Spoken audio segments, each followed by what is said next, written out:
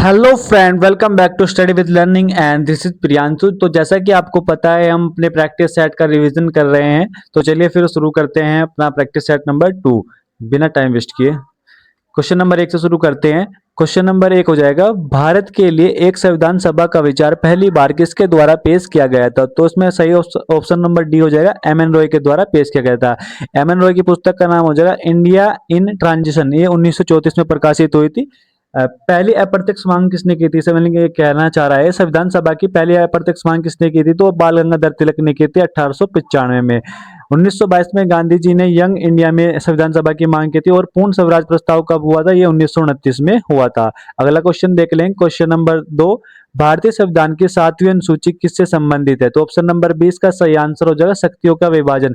जो 7वीं अनुसूची है उसमें क्या हो जाएगा? शक्तियों का विभाजन हो जाएगा। देखो 7वीं अनुसूची में 3 सूची हो जाएंगी, संघ सूची, राज्य सूची और संवर्ती सूची। अब इसमें देख लेंगे, जो संघ सूची है केंद्र सरकार के अधीन होती है। इसमें विषय कितने हो जाए? इसमें पहले 97 विषय थे, अब 100 विषय इसमें हो जाएंगे। जो राज्य सूची है राज्य सरकार के अधीन होती है, इसमें राज्य सरकार कानून बनाती है। इसमें पहले 66 विषय थे, अब 61 विषय हो गए हैं। समवर्ती सूची इसमें केंद्र सरकार और राज्य सरकार दोनों मिलकर कानून बना सकती है, और अब इसमें 47 पहले इसमें 47 विषय थे और अब इसमें 52 विषय हो चुके हैं। अब बात करें जो जो बोल सकते हैं, मतलब 97 थे, फिर 100 हो गए, 66 थे, फिर 61 हो गए, ये कैसे हुए? तो 42वां संविधान संशोधन 1976 के द्वारा राज्य सूची के विषय घटाकर संवर्ती सूची में जोड़ दिए गए थे। अगला क्वेश्चन देख लेंगे, क्वेश्चन नंबर 3 हो जाएगा, भारतीय संविधान की प्रस्तावना में निम्नलिखित में से किस महान आदर्श का उल्लेख है? तो इसमें ऑप्शन नंबर 20 का सही आंसर हो जाएगा विचार, अभिव्यक्ति, विश्वास, आस्था और उपासना की स्वतंत्रता। ठीक है। क्वेश्चन नंबर हम 4 एक बार ये भी देख लेंगे। प्रस्तावना का विचार कहाँ से लिया गया है? ये यूएसए से लिया गया है। प्रस्तावना की भाषा ऑस्ट्रेलिया ऑस्ट्रेलिया से ली गई है। उद्देश्य प्रस्ताव का पेश किया गया था 13 दिसंबर 1946 को पंडित जवाहरलाल नेहरू के द्वारा पेश किया गया था, लेकिन स्वीकार कब किया गया था ये आपको याद रखना होगा। 22 जनवरी 1947 को ये स्वीकार किया गया था। अगला क्वेश्चन देख लेंगे, क्वेश्चन नंबर 4 हो जाएगा, तमसो माँ ज्योतिर्गम्य कथन का मूलतः उल्लेख किस में किया गया है? तो ऑप्शन नंबर ए हो जाएगा उपनिषद में किया गया है।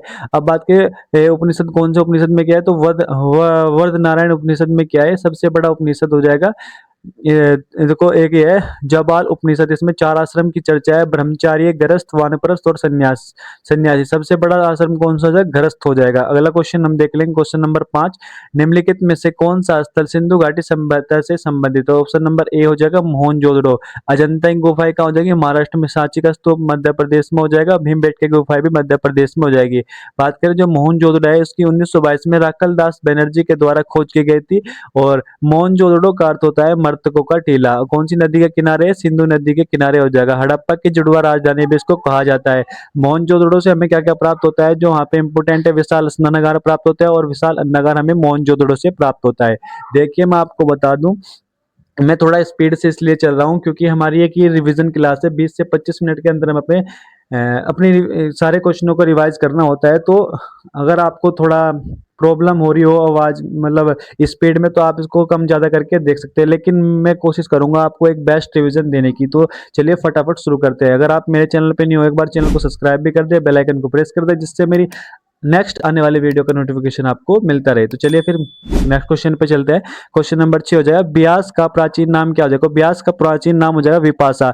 विस्तृता का हो जाएगा झेलम नदी का पुराना नाम हो जाएगा विस्तृता, और रावी नदी का पुराना नाम हो जाएगा परसूनी, और चिनाब नदी का पुराना नाम हो जाएगा अस्कनी, और सतलुज नदी का पुराना नाम हो जाएगा शत्रुदी, गोमती का हो जाएगा गोमल, और गंडक का हो जाएगा सदानीरा। ठीक है। अगला क्वेश्चन हो जाएगा, क्वेश्चन नंबर 7, निम्नलिखित में से किस व्यक्ति को हिंदू दर्शन की संख्या पद्धति के संस्थापक के रूप में जाना जाता है? तो ऑप्शन नंबर डी इसका सही आंसर हो जाएगा कपिल ऋषि। और न्याय दर्शन के देखो 6 दर्शन आपको बताए होंगे, आपको याद होगा। इसमें 6 दर्शनों की चर्चा की गई है। एक हो जाएगा हमारा सांख्य दर्शन, सांख्य दर्शन के कपिल ऋषि हो जाएंगे। न्याय दर्शन के गौतम ऋषि हो जाएंगे। उत्तर मीमांसा के बर्दायन हो जाएंगे। योग के पतंजलि हो जाएंगे। पूर्व मीमांसा के जैमिनी हो जाएंगे, और वैश्विक दर्शन के कर्नाद हो जाएंगे। ठीक है।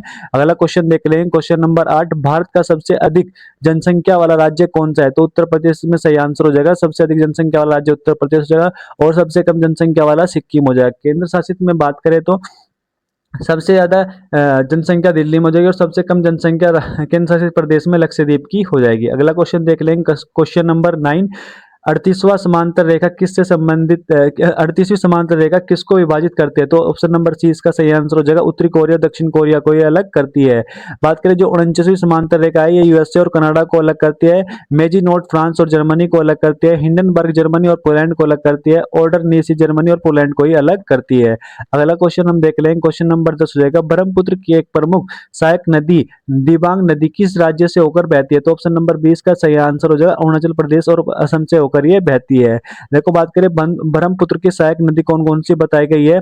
धनसिरी, सुबनसिरी, कामेघ, लोहित, मानस और तीस्ता। जो सुबनसिरी है ब्रह्मपुत्र की सबसे लंबी सहायक नदी हो जाएगी। अगला क्वेश्चन देख लेंगे, क्वेश्चन नंबर 11 हो जाएगा, यदि पृथ्वी का अक्ष झुका हुआ नहीं होता तो सूर्य की किरणें केवल लंबवत पड़ती, तो ये कहाँ पे पड़ती है? ऑप्शन नंबर डी इसका सही आंसर हो जाएगा, भूमध्य रेखा पर ये लंबवत पड़ती है। अगर थोड़ी सी और जानकारी देख लेंगे, ये इंपॉर्टेंट जानकारी है। कर्क रेखा को काटने वाली कर्क रेखा को दो बार काटती है, कौन सी नदी काटती है? तो माहिन नदी कर्क रेखा को दो बार काटती है। लिपोपो नदी मकर रेखा को दो बार काटती है और कांगो नदी भूमध्य रेखा को दो बार काटती है। जो भूमध्य रेखा है 13 देशों से होकर ये गुजरती है। भूमध्य रेखा को विषुवत रेखा भी कहा जाता है। पृथ्वी को दो बराबर भागों में ये बांटती है। क्वेश्चन नंबर 12 हम देख लेंगे, उत्तर भारत का मैनचेस्टर के रूप में किस शहर को जाना जाता है? तो उत्तर भारत का मैनचेस्टर कानपुर को कहा जाता है। किसे कहा जाता है? कानपुर को कहा जाता है। और दक्षिण भारत का मैनचेस्टर कोयम्बटूर को कहा जाता है। भारत का मैनचेस्टर अहमदाबाद को कहा जाता है। अगला क्वेश्चन हम देख लेंगे, क्वेश्चन नंबर 13 हो जाएगा, उत्तर प्रदेश के उस सदन को क्या कहा जाता है? तो ऑप्शन नंबर डी इसका सही आंसर हो जाएगा, विधान परिषद कहा जाता है। उच्च सदन भी कहा जाता है, उच्च सदन भी इसको कहा जाता है। उत्तर प्रदेश का जो उच्च सदन है उसमें 100 सीटें हो जाएंगी और जो विधान परिषद है उसमें 100 सीटें हो जाएंगी और जो विधान परिषद है उसमें 403 सीटें हो जाएंगी। उत्तर प्रदेश में विधान परिषद की स्थापना कब होती है? 1937 में होती है। ठीक है, आपको याद रखना होगा। क्वेश्चन नंबर 14 पे हम चलते हैं। क्वेश्चन नंबर 14 हमारा हो जाएगा, उत्तर प्रदेश में पहली बार 1887 में प्रकाशित होने वाले दैनिक समाचार हिंदुस्तान के संपादक कौन थे? तो ऑप्शन नंबर सी इसका सही आंसर हो जाएगा, मदन मोहन मालवीय का आंसर हो जाएगा। द बंगाल गजट भारत का पहला समाचार पत्र था, 1780 में प्रकाशित हुआ था, कोलकाता में प्रकाशित हुआ था। और James Augustus Hickey Bharat press के जनक कहा जाते हैं। क्वेश्चन नंबर 15 हो जाएगा, सोशल मीडिया का इस्तेमाल करते हुए कॉरपोरेट संगठनों द्वारा कर्मचारियों की भर्ती को क्या कहा जाता है? तो सोशल मीडिया हायरिंग इसको कहा जाता है या सोशल रिक्रूटिंग भी कहता है। सोशल मीडिया दिवस कब मनाया जाता है? 30 जून को मनाया जाता है। और विश्व की पहली नेटवर्किंग साइट दिवस कब विश्व की पहली नेटवर्किंग साइट कितनी है? 6 डिग्रीज हो जाएंगे। अगला क्वेश्चन देख लेंगे, क्वेश्चन नंबर 16 हो जाएगा, भारत का पहला साइबर पुलिस स्टेशन कहाँ पे स्थापित किया गया है? तो ऑप्शन नंबर सी इसका सही आंसर हो जाएगा, बेंगलुरु में स्थापित किया गया था। और इसकी स्थापना 2001 में होती है। यूपी का पहला साइबर थाना लखनऊ में स्थापित किया गया था। कहाँ पे? लखनऊ में। बात करें राष्ट्रीय साइबर सुरक्षा नीति कब आती है? 2013 में ही आती है। क्वेश्चन नंबर 17 देख लेंगे, मानव अधिकारों का कौन सा अनुच्छेद कानून के समक्ष समानता की अवधारणा को प्रस्तुत करता है? तो अनुच्छेद 7 उसका सही आंसर हो जाएगा। अनुच्छेद यानी कि 7 यानी कि ऑप्शन नंबर 20 का सही आंसर हो जाएगा। अनुच्छेद 1 में कहा गया स्वतंत्रता और समानता हो जाएगी। अनुच्छेद 12 में निजता का अधिकार हो जाएगा। अनुच्छेद 16 में विवाह का अधिकार इसमें हो जाएगा। अगला क्वेश्चन देख लेंगे, क्वेश्चन नंबर 18, भारत में आंतरिक सुरक्षा के स्थिरीकरण को रोकने के लिए निम्न में से किस अधिनियमित किया गया? तो ऑप्शन नंबर सी जो है, गैर कानूनी गतिविधि अधिनियम 1967 को ये अधिनियमित किया गया। राष्ट्रीय सुरक्षा कानून 1980 में आता है, टेडा 1985 में आता है और पोर्टा कब आता है? 2002 में ये आता है। अगला क्वेश्चन देख लेंगे, क्वेश्चन नंबर 19 की स्थापना भारत की आतंकवादी रोधी क्षमताओं का समर्थन करने के लिए की गई थी। तो ऑप्शन नंबर इसका 20 है आंसर जो है, राष्ट्रीय खुफिया ग्रेड। ठीक है ना। स्थापना कब होती है? 2008 में मुंबई हमले के बाद इसकी स्थापना होती है। अगला क्वेश्चन देख लेंगे, क्वेश्चन नंबर 20, भारत में अप्रतिबंधित मार्गों के तहत खुदरा क्षेत्र में एफडीआई की ऊपरी सीमा क्या हो जाएगी? तो ऑप्शन नंबर ए इसका सही आंसर हो जाएगा 100%। अगला क्वेश्चन हम देख लेंगे, क्वेश्चन नंबर 21, ट्रेडमार्क, कॉपीराइट और पेटेंट क्या है? तो ये अमूर्त संपत्ति हो जाएंगी। क्वेश्चन ऑप्शन नंबर ए इसका सही आंसर हो जाएगा। अगला क्वेश्चन हम देख लेंगे, क्वेश्चन नंबर 22, सरकार ने किसान क्रेडिट कार्ड योजना कब पेश की थी? तो ये 1998 में पेश की थी। ये किसके द्वारा की गई थी? आर वी गुप्ता समिति के द्वारा की गई थी और क्रियान्वयन हुआ था इसका नाबार्ड के द्वारा। प्रधानमंत्री कृषि सिंचाई योजना 2015 की हो जाएगी, प्रधानमंत्री फसल बीमा योजना 2016 की हो जाएगी, प्रधानमंत्री किसान सम्मान निधि 2019 की हो जाएगी, और ये कृषि और किसान कल्याण मंत्रालय के अधीन होती है। अगला क्वेश्चन देख लेंगे, गुजरात में अंतर्राष्ट्रीय पतंग महोत्सव किस दिन मनाया जाता है? तो 14 फरवरी, ऑप्शन नंबर सी 14 जनवरी को ये मनाया जाता है। थल सेना दिवस 15 जनवरी को मनाया जाता है, पराक्रम दिवस 23 जनवरी को मनाया जाता है, राष्ट्रीय बालिका दिवस 24 जनवरी को मनाया जाता है, अंतर्राष्ट्रीय शिक्षा दिवस 24 जनवरी को मनाया जाता है, और लुई ब्रेल दिवस 4 जनवरी को मनाया जाता है, और राष्ट्रीय मतदाता दिवस 25 जनवरी को मनाया जाता है, और शहीद दिवस 30 जनवरी को मनाया जाता है। अगला क्वेश्चन देख लेंगे, एक एक्सेल सीट में जल्दी से कुछ ढूंढने के लिए निम्न में से कौन सी शॉर्टकट की का इस्तेमाल करते हैं? तो ऑप्शन नंबर 20 का सही हो जाएगा, कंट्रोल प्लस एफ यानी कि फाइंड की शॉर्टकट की हो जाएगी, कंट्रोल प्लस वी पेस्ट की शॉर्टकट की है, control plus alt plus F main tab की शॉर्टकट की हो जाएगी, और कंट्रोल प्लस सी आपको पता ही है कॉपी की शॉर्टकट की हो जाएगी। अगला क्वेश्चन देख लेंगे, हाल ही में सूक्ष्म सिंचाई कोष के तहत स्थापना हाल ही में सूक्ष्म सिंचाई कोष के तहत स्थापित किया गया है। तो किसके तहत ये स्थापित किया? तो राष्ट्रीय कोष और ग्रामीण विकास बैंक के द्वारा ये स्थापित किया गया है। 12 जुलाई यानी कि जो नाबार्ड है, नाबार्ड की स्थापना कब होती है? 12 जुलाई 1982 को इसकी स्थापना होती है। इसका मुख्यालय मुंबई में हो जाएगा। अगला क्वेश्चन देख लेंगे, अमर्त्य सेन को अर्थशास्त्र का नोबेल पुरस्कार किस वर्ष मिला था? तो ऑप्शन नंबर ए इसका सही आंसर हो जाएगा, 1998 में इनको मिला था, और 1999 को इनको भारत रत्न मिला था, और पहली बार 1913 में रविंद्रनाथ टैगोर को नोबेल पुरस्कार मिला था। बात करें अर्थशास्त्र में नोबेल पाने वाले पहले भारतीय हो जाएंगे, और पहले एशियाई वैज्ञानिक सीवी रमन थे, जिनको 1930 में भौतिकी के क्षेत्र में दिया गया था। अगला क्वेश्चन हो जाएगा, कयात निम्नलिखित में से किस देश की आधिकारिक मुद्रा है? तो कयात कहाँ की हो जाएगी? म्यांमार की हो जाएगी। श्रीलंका की मुद्रा का नाम, श्रीलंका की मुद्रा हो जाएगी रुपया। लीरा कहाँ की हो जाएगी? तुर्की की हो जाएगी। अफगानी अफगानिस्तान की हो जाएगी। चीन की कौन सी? रेमिनबिन। और मूल इकाई युआन हो जाएगी। जापान की कौन सी हो जाएगी? येन हो जाएगी। अगला क्वेश्चन देख लेंगे, नाभ के विखंडन की खोज किसने की थी? तो ऑप्शन नंबर 20 का जो ओटो हॉर्न ने की थी, रदरफोर्ड ने परमाणु नाभिक की खोज की थी, और मैडम क्यूरी ने पोलोनियम की खोज की थी, और इलेक्ट्रॉन की खोज थॉमसन ने की थी, और एक्सरे की खोज रोन्टजॉन ने की थी, और न्यूट्रॉन की खोज जेम्स चैडविक के द्वारा की गई थी। अगला क्वेश्चन हम देख लेंगे, निम्नलिखित में से कौन सी पुस्तक मिताली राज की आत्मकथा है? तो ऑप्शन नंबर 20 का सही आंसर हो जाएगा अनगाइडेड। अनगाइडेड किसकी हो जाएगी? मिताली राज की पुस्तक हो जाएगी। गोल्डन गर्ल किसकी हो जाएगी? गोल्डन गर्ल पीटी उषा को कहा जाता है, और इसको गोल्डन परी भी कहा जाता है, पायलट एक्सप्रेस भी इनको कहा जाता है, ठीक है ना। The test of my life किसकी हो जाएगी? युवराज सिंह की हो जाएगी। The race of my life ये मिल्खा सिंह की हो जाएगी।